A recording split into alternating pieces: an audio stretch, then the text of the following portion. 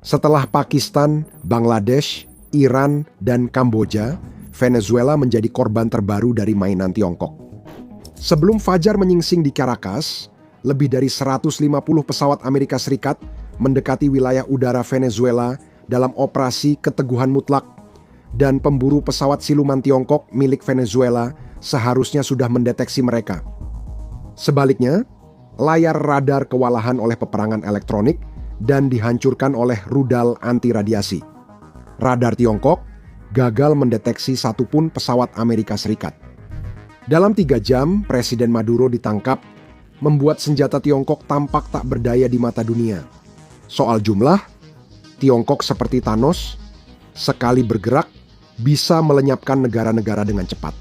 600 hulu ledak nuklir angkatan laut terbesar di dunia, angkatan udara terbesar ketiga, dan jumlah tank terbanyak.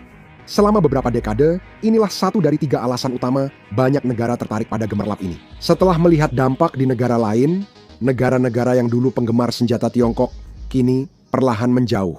Data mengonfirmasi hal itu. Ekspor senjata Tiongkok turun sebesar 23% dibandingkan periode 2013 sampai 2017 pada periode 2018 hingga 2022. Tiongkok mengekspor lebih sedikit senjata, sedangkan Amerika Serikat dan Prancis justru memperluas pasar. Namun, hal ini bukanlah sesuatu yang patut dirayakan, karena meskipun mengalami penurunan, Tiongkok entah bagaimana berhasil menguasai seni menjual senjatanya yang dikemas seperti Lego, dengan cara yang belum pernah dilakukan siapapun sebelumnya. Oh, maaf, tahu tidak? Sebenarnya, Lego jauh lebih dapat diandalkan. Oke, jadi alasan pertama sudah jelas. Pertahanan udara Tiongkok seharga sekitar 200 juta dolar per unit, sedangkan rudal Patriot Amerika Serikat sekitar 1 miliar dolar per unit. Hampir semua kategori senjata harganya setengah dari produk barat. Jadi bagi negara yang kesulitan memberi makan rakyat, pilihannya jelas. Mereka sadar ini bukan pilihan terbaik, tapi hanya ini yang mampu mereka beli. Namun, mereka juga mengambil langkah cerdas agar jadi 10 kali lebih menarik. Contohnya, Tiongkok kini menjadi pemasok senjata terbesar Bangladesh berkat pembiayaan yang fleksibel. Pinjaman jangka panjang dan kredit berbunga rendah dari bank-bank milik negara Tiongkok memungkinkan negara miskin membeli senjata tanpa pembayaran besar di muka. Bangladesh, misalnya, memakai pembiayaan Tiongkok untuk membeli kapal selam dan kapal perang. Ini benar-benar mengubah permainan. Karena negara barat jarang menawarkan pembiayaan fleksibel, kombinasi senjata murah dan pembiayaan fleksibel dari Tiongkok membuatnya jadi pahlawan bagi negara berkembang. Namun, meski tampak menggiurkan, negara-negara ini ragu membeli senjata tersebut.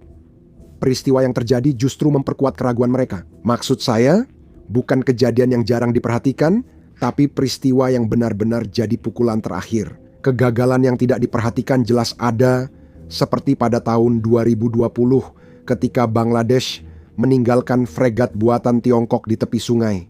Atau ketika Myanmar mengandangkan 11 dari 16 pesawat Tiongkok. Daftarnya bisa jadi satu video sendiri, tapi senjata Tiongkok memang tidak bisa diandalkan.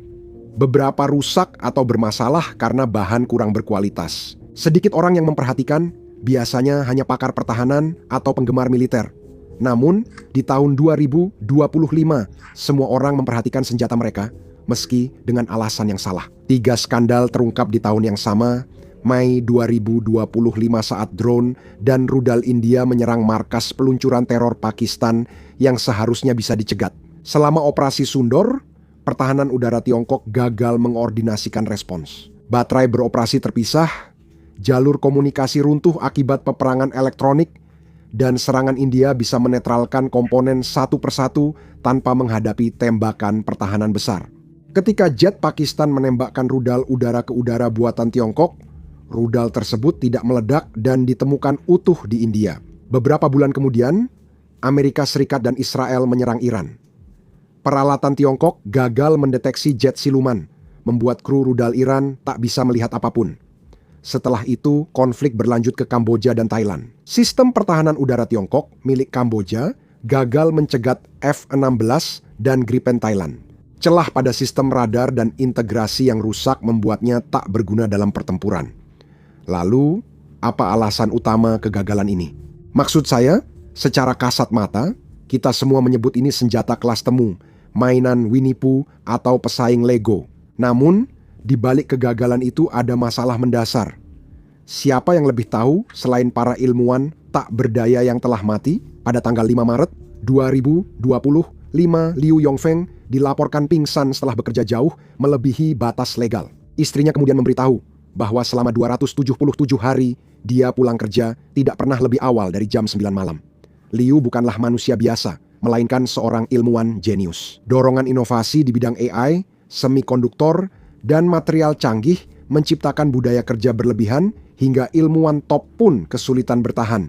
Dan Liu pun jadi korban tekanan ini. Laporan mencatat kenaikan kematian dini dan bunuh diri ilmuwan di bawah 60 tahun dengan 76 kasus dalam setahun terakhir. Hal ini juga terjadi di industri pertahanan. Industri pertahanan Tiongkok mendapat tekanan besar agar memenuhi tenggat produksi dan penyebaran ambisius dari pimpinan politik. Sistem ini lebih mementingkan kecepatan daripada pengujian menyeluruh. Menurut analisis keamanan, peneliti dan insinyur di sektor sains dan teknologi Tiongkok menghadapi jam kerja panjang dan tekanan tinggi, menyebabkan kelelahan serta pensiun dini di bidang ilmiah utama. Namun, seringkali masalahnya bukan pada kualitas. Banyak senjata Tiongkok berkualitas baik dan berfungsi baik, tapi kecepatan justru merusak segalanya. Pada tahun 2026, Venezuela terlibat konflik dengan hampir setengah radar yang dipasok Tiongkok sudah tidak berfungsi. Karena kekurangan suku cadang, Pakistan membongkar beberapa kapal demi memperbaiki kapal lain. Bangladesh bahkan meninggalkan seluruh platform. Alasannya, Tiongkok tidak punya jaringan pemeliharaan dan suku cadang global seperti pemasok barat. Sebenarnya, kelemahan mereka di laboratorium berubah menjadi kegagalan logistik di lapangan. Suku cadang lambat dan layanan purna, jual buruk membuat senjata Tiongkok terbengkalai. Pembeli kesulitan menjaga operasionalnya. Penyebab utamanya adalah pola pikir yang mengutamakan kecepatan di atas segalanya, mengabaikan kualitas dan pelaksanaan. 2 kapal induk Amerika tahun 1990-an menjadi bukti memicu obsesi Tiongkok pada kecepatan. Momen penentu ini terjadi pada tahun 1995 hingga 1996. Inilah saatnya. Selama krisis Selat Taiwan, Tiongkok berusaha mengintimidasi Taiwan menjelang pemilihan presiden dengan melakukan uji coba rudal dan latihan militer di dekat pulau tersebut. Amerika Serikat mengirim 2 kelompok tempur kapal induk ke Selat Taiwan. Tiongkok tidak dapat menghentikan atau menantang kehadiran mereka secara signifikan. Momen ini mengejutkan para pemimpin Beijing yang menyadari mereka tak berdaya secara militer di wilayah sendiri, dan pertumbuhan ekonomi tak otomatis menjamin keamanan strategis. Sejak itu, Taiwan jadi fokus utama perencanaan militer Tiongkok. Pemimpin Tiongkok menyimpulkan konflik terkait Taiwan di masa depan akan ditentukan oleh kecepatan dan kekuatan. Keyakinan bahwa intervensi awal Amerika Serikat membuat Tiongkok kalah, mendorong perencana memprioritaskan skala, jumlah, dan pengerahan cepat meski kualitas tertinggal. Tujuannya bukan senjata sempurna, tapi cukup banyak senjata untuk membanjiri pertahanan dan mencegah intervensi Amerika Serikat. Jadi, mereka fokus pada kecepatan dan mulai bekerja. Ingat, saya bilang pekerjaan dimulai, tapi tidak pernah bilang itu pekerjaan jujur. Pada akhir 1990-an dan awal 2000-an Tiongkok menelan egonya dan mengikuti strategi Deng Xiaoping, yaitu sembunyikan kekuatanmu, tunggu waktumu. Intinya, Tiongkok harus diam soal kekuatan, hindari konfrontasi, dan sabar menunggu hingga cukup kuat untuk bertindak. Pengeluaran militer ditahan, namun proses belajar berlangsung cepat secara diam-diam. Namun, kecepatan yang direncanakan mustahil dicapai dengan metode tradisional yang butuh riset, pengembangan, banyak uang, dan sumber daya. Alternatifnya, Anda bisa mengimpor senjata hingga mampu membuat sendiri, namun Tiongkok memilih cara licik. Tiongkok banyak mengimpor peralatan Rusia, seperti jet tempur, kapal selam, dan sistem pertahanan udara. Peralatan dari negara barat lain juga diimpor. Bukan seperti yang Anda kira. Mereka meniru sistem asing, lalu membangun dasar industri pertahanan dalam negeri untuk produksi massal. Terlihat seperti pekerjaan berat dan kotor, tetapi semua orang terkejut karena hampir berhasil seperti keajaiban. Tiongkok sadar era ini adalah waktu untuk menyerap, bukan mendominasi. Tiongkok mempelajari perang modern seiring lonjakan ekonomi dan meningkatnya pengeluaran militernya setelah krisis keuangan Asia. Antara tahun 1998 dan 2007, anggaran pertahanan Tiongkok tumbuh dengan rata-rata 15,9% per tahun secara konsisten, lebih cepat daripada pertumbuhan produk domestik bruto sebesar 12,5%. Pada 2008, Tiongkok melaporkan pengeluaran pertahanan 58,76 miliar dolar, meski penilaian internasional menyebut angka aslinya jauh lebih besar. Inilah saat ketika Tiongkok memutuskan untuk mengubah kekuatan ekonomi secara langsung menjadi kapasitas militer. Mereka memproduksi senjata dengan kecepatan yang tidak pernah bisa ditandingi oleh jalur tradisional. Tekanan geopolitik makin mendorong arah ini.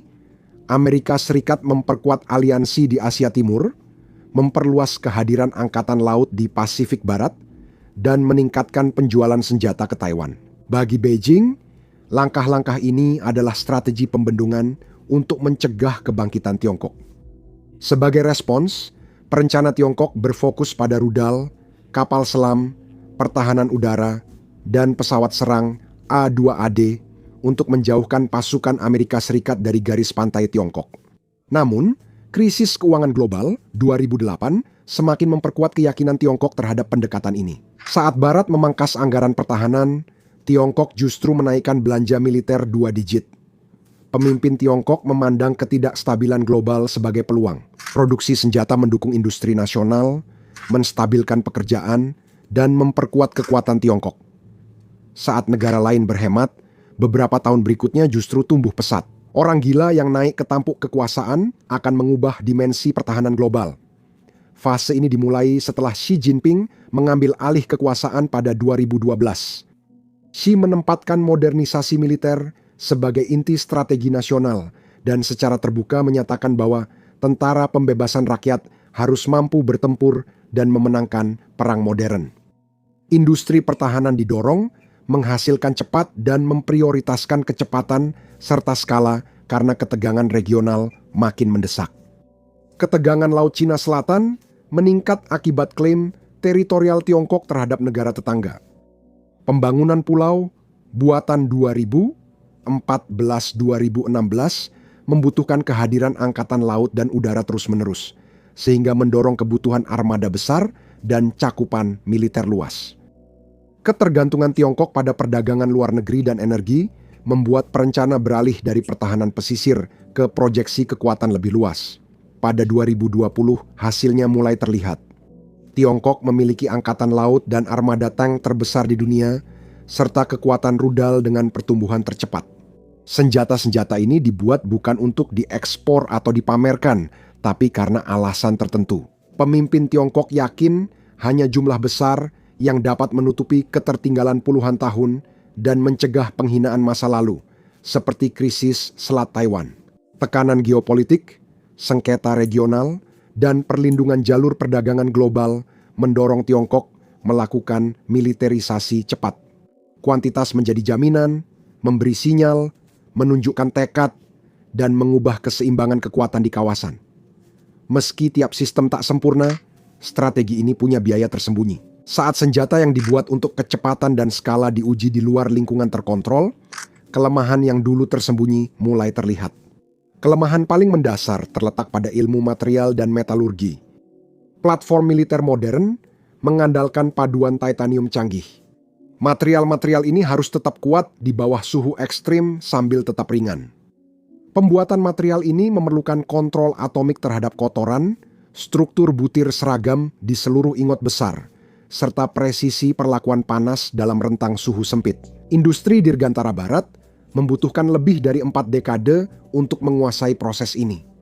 Tiongkok belum berhasil. Kesenjangan ini tampak nyata di lapangan. Jet tempur JF-17 Myanmar mengalami retakan struktural dekat hardpoint sayap hanya dalam 2 tahun dinas, menandakan paduan logamnya tak mampu menahan tekanan siklus penerbangan. Fregat F-22P milik Pakistan mengalami kerusakan crankcase yang sama di beberapa kapal, menunjukkan kegagalan material secara sistemik, bukan cacat terisolasi. Bangladesh menyoroti buruknya metalurgi pada sistem angkatan laut sebelum meninggalkan kapal-kapal senilai lebih dari 100 juta dolar. Ini bukan masalah perawatan, melainkan cacat manufaktur. Kelemahan Tiongkok pada material komposit sangat berkaitan dengan isu metalurgi. Pesawat modern seperti Boeing 787 kini memakai material komposit untuk lebih dari 50% strukturnya. Material ini memerlukan serat karbon presisi, kontrol diameter ketat, kimia resin stabil, dan siklus kuring sempurna. Penyimpangan kecil bisa menyebabkan delaminasi, penyerapan kelembapan, dan retak akibat suhu. Perusahaan barat menginvestasikan miliaran dolar dan bertahun-tahun eksperimen untuk menyempurnakan proses ini. Tiongkok bisa membuat komposit, tapi kualitasnya masih tidak konsisten. Penempatan di lapangan di Myanmar dan Bangladesh menunjukkan tanda klasik degradasi komposit, mengonfirmasi proses produksinya belum selesai. Kelemahan paling konsisten ada di pembuatan mesin. Mesin jet beroperasi pada suhu di atas 1.500 derajat Celcius dan bergantung pada bilah turbin kristal tunggal serta lapisan pelindung panas mikroskopis. Teknologi ini membutuhkan investasi besar dan pengetahuan institusional bertahun-tahun. Tiongkok belum mampu memproduksi bilah kristal tunggal andal secara massal. Akibatnya, mesin Tiongkok kurang dalam daya dorong, efisiensi, dan masa pakai. Kerentanan besar lainnya terletak pada semikonduktor canggih. Radar, rudal, dan sistem komando modern bergantung pada prosesor dengan skala 7 nanometer atau lebih kecil. Tiongkok masih terbatas pada 14 nanometer dan menghadapi pembatasan impor yang ketat. Saat pertahanan udara Venezuela runtuh, radar Tiongkok gagal melawan peperangan elektronik karena prosesor lambat beradaptasi dan komponen gallium nitrida kepanasan. Venezuela telah mengerahkan jaringan yang berpusat pada radar JY-27A Tiongkok, sistem rudal FK-3, dan node komando terpusat. Saat pasukan Amerika Serikat menyerang komponen tertentu dengan serangan elektronik, seluruh jaringan itu runtuh. Alih-alih menurun secara bertahap, radar gagal melacak target, baterai rudal kehilangan konektivitas komando, dan tidak ada sistem cadangan yang efektif. Radar anti-siluman yang sering diiklankan ternyata tidak efektif melawan pesawat modern Amerika Serikat di lingkungan elektromagnetik yang penuh gangguan. Meski sistem masih berfungsi, kelemahan utama Tiongkok ada pada integrasi perangkat lunak dan arsitektur jaringan. Hal ini tampak selama operasi Sendor di Pakistan, di mana baterai headquarters 9 beroperasi mandiri tanpa berbagi data penargetan. Di Venezuela, hilangnya satu node komando bisa mematikan seluruh jaringan pertahanan udara. Ini adalah cacat arsitektur dalam sistem tersebut. Korupsi memperparah setiap kelemahan, inspeksi dilewati, material diganti, dan laporan pengujian dipalsukan. Pengendalian kualitas runtuh di bawah tekanan untuk memenuhi target produksi.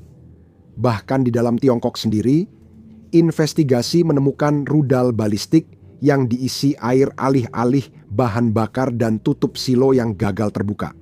Pengungkapan ini merusak kepercayaan tingkat tertinggi dalam beberapa dekade. Kapasitas kepemimpinan PLA juga makin tidak bisa diandalkan karena korupsi dan kekurangan mendasar. Struktur organisasi memperburuk masalah-masalah ini. PLA tetap sangat terpusat karena kontrol politik lebih diutamakan daripada otonomi di medan perang. Komandan taktis tidak bisa bertindak mandiri dan kerap harus menunggu persetujuan 5-30 menit. Padahal pertempuran modern terjadi dalam hitungan detik. Kekakuan serupa melumpuhkan pasukan Rusia di Ukraina, dan pola yang sama juga terlihat dalam respons Venezuela. Setelah bertahun-tahun gagal, ekspor menurun, dan ketidakpercayaan meningkat, Tiongkok kini berusaha mengubah arah.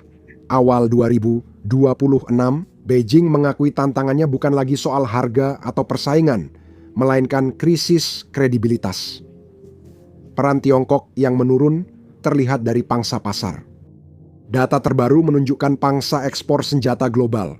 Tiongkok turun dari 6,3% ke 5,2%. Pada 2019 sampai 2023, Tiongkok hanya menempati peringkat keempat global dengan sekitar 5,8% ekspor senjata. Meski kapasitas produksi besar dan pemasaran agresif, Tiongkok tak pernah benar-benar menantang dominasi Barat. Kontras dengan para pesaingnya sangat jelas. Antara tahun 2014 hingga 2018 dan 2019 hingga 2023, ekspor senjata Amerika Serikat tumbuh sebesar 17%, sementara ekspor Tiongkok menurun sekitar 5,3% pada periode yang sama. Dalam jangka waktu yang lebih panjang, penurunannya bahkan lebih tajam. Analis mencatat pemasok Barat naik pangsa pasar di Eropa, Timur Tengah, dan Asia, sementara Tiongkok terus kehilangan pangsa pasar. Analis pertahanan terkait RAND dan Lembaga Keamanan Regional mencatat permintaan menurun setelah munculnya masalah kualitas, kinerja tidak konsisten, dan perawatan. Awal 2020-an tanda peringatan sudah jelas terlihat. Pengiriman senjata Tiongkok turun 7,8% antara tahun 2016 dan 2020 dibandingkan dengan periode 5 tahun sebelumnya, dan pangsa pasar global turun dari 5,6% menjadi 5,2%. Ekspor menilai penurunan ini disebabkan masalah keandalan dan kurangnya kinerja terbukti di pertempuran. Secara teori, Tiongkok tetap kuat karena mayoritas ekspornya terpusat di satu wilayah. Sekitar 85% penjualan senjata Tiongkok sekarang masuk ke Asia Oseania, dan Pakistan sendiri menyumbang 61% dari ekspor Tiongkok pada periode 2019 hingga 2023. Ketergantungan yang berat ini menutupi masalah sebenarnya di luar lingkaran kecil pembeli inti. Kepercayaan dengan cepat terkikis.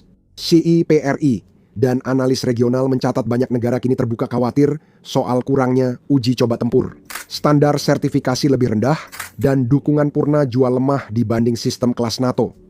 Beberapa pemerintah diam-diam mempertimbangkan ulang pembelian dari Tiongkok. Perubahan terbesar bersifat psikologis. Tiongkok kini bukan sekadar alternatif murah. Pengusiran dua menteri pertahanan Tiongkok, Li Shangfu dan Wei Fenghe, menunjukkan senjata Tiongkok berisiko tinggi. Biaya tersembunyi, kerusakan yang sering terjadi, integrasi yang buruk, dan pasokan suku cadang yang tidak dapat diandalkan kini sudah diakui secara luas. Negara-negara yang dulu menerima kompromi demi harga yang lebih murah kini beralih kembali ke pemasok Barat atau pemasok non-Tiongkok lainnya. Laporan Stockholm International Peace Research Institute 2023 menyebut penjualan senjata internasional naik 4,2% menjadi 632 miliar dolar akibat perang di Ukraina dan Gaza. Namun perusahaan Tiongkok nyaris tak meraih keuntungan. Pendapatan pertahanan Tiongkok hanya naik sebesar 0,7%, pertumbuhan paling lambat sejak tahun 2019. Dari 100 perusahaan pertahanan terbesar dunia, hanya 9 dari Tiongkok dengan pendapatan 103 miliar dolar, sedangkan 41 perusahaan Amerika Serikat meraih 317 miliar dolar. Pendapatan gabungan perusahaan senjata utama Tiongkok turun 10% menjadi 88,3 miliar dolar, penurunan terbesar secara agregat di antara semua negara yang masuk dalam 100 besar dunia. Norinco sendiri mencatat penurunan pendapatan sebesar 31%, turun dari 20,31 miliar dolar menjadi 13,97 miliar dolar setelah investigasi korupsi menyebabkan penundaan atau pembatalan kontrak. Lorenco adalah perusahaan pertahanan milik negara. Pendapatan penjualan senjata menurun di Aviation Industry Corporation of China Arenco dan perusahaan rudal serta Dirgantara China Aerospace Science and Technology Corporation, produsen utama senjata, dan Dirgantara Tiongkok. Sementara pendapatan Tiongkok menurun, perusahaan senjata Jepang meningkatkan pendapatan sebesar 40% dan Korea Selatan sebesar 31%. Hal ini jelas memberikan sinyal tentang bagaimana para pembeli mulai beralih ke pemasok alternatif, bahkan di dalam kawasan Asia sendiri. Asia dan Oseania adalah satu-satunya kawasan di dunia yang pendapatan senjatanya menurun, terutama akibat kerugian dari Tiongkok. Berita utamanya adalah ekspor turun 23% dan pangsa pasar global hilang sekitar 1 poin persentase. Secara strategis, kerusakan ini lebih parah. Kegagalan di dunia nyata mengubah citra Tiongkok dari pemasok senjata potensial menjadi pilihan berisiko. Yordania, Aljazair, Irak, Mesir, Iran, dan Sri Lanka adalah contoh negara yang memperlambat, menghentikan, atau membatalkan pesanan senjata dari Tiongkok. Mereka melakukan itu setelah belajar dari pengalaman negara lain. Pada 2016, Myanmar menandatangani kesepakatan 560 juta dolar untuk membeli 16 jet tempur JF-17 Thunder menjadi pelanggan ekspor pertama pesawat kerja sama Tiongkok Pakistan ini. Kejadian selanjutnya menjadi salah satu kegagalan ekspor terburuk bagi Tiongkok. Pada 2022, 11 dari 16 pesawat tak bisa terbang akibat retakan struktural rangka pesawat. Radar jet ini sering rusak dan akurasinya rendah. Komputer manajemen misi senjata gagal mendukung operasi rudal jarak jauh di luar jangkauan visual. Mesin pesawat cepat menurun kualitasnya dan sering gagal di seluruh armada. Pemimpin militer Myanmar menyatakan ketidakpuasan, membuat hubungan dengan Pakistan tegang. Tiongkok harus turun tangan secara diplomatik. Pakistan pernah menawarkan varian baru, tapi Myanmar langsung menolak. Pada 2020, beberapa fregat buatan Tiongkok ditinggalkan Bangladesh di tepi sungai. Kapal-kapal itu bermasalah pada metalurgi lambung, radar, sistem kendali tembak, kerusakan senjata, serta kekurangan suku cadang. Meski sudah berkali-kali diperbaiki, kapal-kapal itu tetap tak bisa beroperasi sesuai standar laut. Pakistan, mitra militer dekat Tiongkok, juga menghadapi masalah serius. Fregat kelas Zulfikar milik Angkatan Laut Pakistan yang dibangun di Tiongkok mengalami pola penurunan mesin yang sama pada beberapa kapal. Kegagalan yang konsisten di berbagai kapal menandakan ada cacat desain mendasar, bukan hanya masalah perawatan terisolasi. F-22 Zulfikar telah mengalami kegagalan mesin yang sering terjadi. Kerusakan ini sering terjadi saat misi, menyebabkan sandar darurat, pembatalan operasi, dan hilangnya momentum strategis dalam latihan bersama dan maritim. Militer domestik Tiongkok juga menghadapi guncangan internal. Antara tahun 2023 dan 2024, kampanye anti-korupsi Xi Jinping mengungkapkan kegagalan yang parah. Di dalam pasukan roket PLA, para penyelidik menemukan beberapa rudal balistik antar benua yang diisi air alih-alih bahan bakar, serta tutup silo yang rusak sehingga tidak bisa terbuka dengan benar. Ini bukan insiden terisolasi, tapi kegagalan pemeliharaan dan pengawasan sistemik. Penemuan ini memunculkan pertanyaan tentang keandalan penangkal nuklir Tiongkok dan menunjukkan korupsi serta laporan inspeksi palsu juga terjadi di pasukan strategisnya. Lebih dari 9 jenderal senior dicopot, termasuk perwira tinggi pasukan roket, angkatan laut, dan udara. Pimpinan di perusahaan pertahanan besar seperti Norinco, Aviation Industry Corporation of China, dan CASK diberhentikan seiring penyelidikan meluas, produksi melambat, kontrak dibekukan, dan pengiriman tertunda. Namun, Tiongkok punya rencana pemulihan. Strategi pemulihan Tiongkok berlandaskan pada rencana 5 tahun ke-15 dari tahun 2026 hingga 2030 yang menandai pergeseran jelas dari kecepatan dan kuantitas menuju kualitas dan keandalan. Prioritas utama adalah membersihkan internal usai skandal korupsi yang mengungkap inspeksi palsu dan peralatan tak standar. Aturan pengadaan sedang ditulis ulang, pengawasan diperketat, dan sistem inspeksi direstrukturisasi. Tujuan utamanya menghentikan sistem cacat lolos pemeriksaan kualitas dan memulihkan kepercayaan. Pilar kedua adalah integrasi militer sipil yang lebih dalam. Dengan sanksi membatasi akses chip dan material canggih, Tiongkok akan lebih mengandalkan sektor teknologi sipilnya. Perusahaan di bidang kecerdasan buatan, robotika, semikonduktor, dan ilmu material terlibat dalam pengembangan senjata. Beijing percaya industri sipil lebih cepat, ujiannya lebih ketat, dan standarnya lebih tinggi daripada perusahaan pertahanan milik negara tradisional. Di sisi ekspor, Tiongkok menjadi lebih berhati-hati. Alih-alih secara agresif mendorong platform baru yang belum teruji, mereka kini memprioritaskan kualitas dibandingkan kuantitas serta sistem yang sudah terbukti di medan tempur. Desain sederhana yang terbukti kini lebih dipilih daripada senjata eksperimental, sehingga risiko kegagalan publik seperti tahun 2025 berkurang. Pakistan akan tetap menjadi pelanggan utama Tiongkok. Program kapal selam besar dan pesawat udara memberi pendapatan stabil, umpan balik nyata, dan lingkungan terkontrol untuk menyempurnakan sistem diam-diam. Tiongkok kini makin mengandalkan ekspor teknologi dua guna. Drone sipil, kendaraan logistik, dan kapal penjaga pantai kini diadaptasi untuk militer, memungkinkan Tiongkok melewati pembatasan ekspor dan mempertahankan pengaruh. Meski penjualan senjata tradisional turun, target tahun 2027 hanya pemberhentian, bukan tujuan akhir. Beijing secara bersamaan mendorong untuk menyelesaikan struktur kekuatan militernya pada tahun 2035 dan pada akhirnya bertujuan untuk mencapai kemampuan yang tak tertandingi pada tahun 2049. Singkatnya, Tiongkok sedang berusaha untuk bertahan dari runtuhnya kredibilitas, membangun kembali kepercayaan secara bertahap, dan perlahan-lahan mengubah industri persenjatannya dari macan kertas menjadi pemasok yang dapat diandalkan. Keberhasilan atau kegagalan akan menentukan pengaruh militer Tiongkok di masa depan.